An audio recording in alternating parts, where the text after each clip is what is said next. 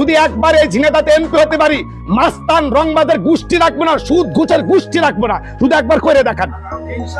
বেয়াদবি নিয়ে না, ক্ষমা চাই, বেয়াদবি একবার সুযোগ দেন, একবার 54 বছর লাগবে না, একবার। এই যে কথায় কথায় মানুষ খুন, আমার ভাই খুন, আপনার ভাই খুন, দলের জন্য একটা খুনের জন্য 10টা খুন ঘটায় দেবো মুহূর্তের ভিতরে। কিসের খুন? এই খুনাখুনি বন্ধ করতে হলে একমাত্র ইসলামের প্রয়োজন। এটা আমরা বলে করি যে হুজুরা পারবে না, পারে কি পারে না একবার দেন।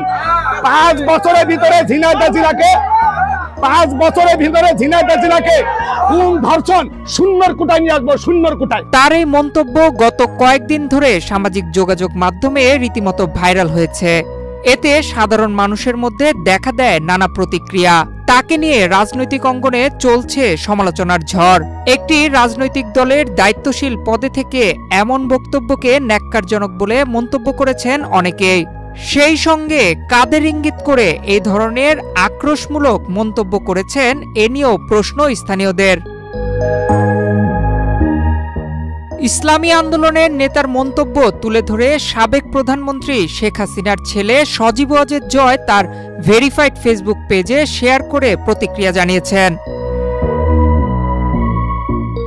তার এই মন্তব্য সামাজিক যোগাযোগ মাধ্যমে ভাইরাল হওয়ার পর আরেকটি ভিডিওতে দাবি করেন বক্তব্যটি মুখ ফসকে বেরিয়ে যায়, এজন্য তিনি ক্ষমা চেয়েছেন।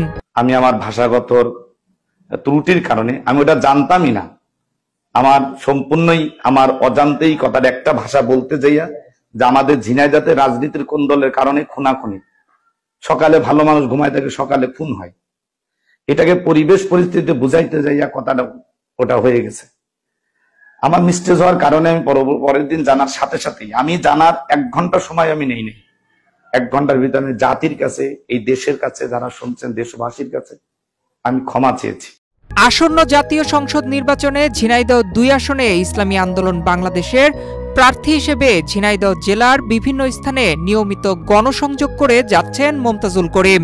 গত 19 সেপ্টেম্বর শুক্রবার বিকেলে জেলার সদর উপজেলার গোয়ালপাড়া বাজারে দলীয় নেতাকর্মীদের নিয়ে গণসংযোগের সময় দেয়া বক্তব্যে এই বিস্ফোরক মন্তব্য করেন তিনি।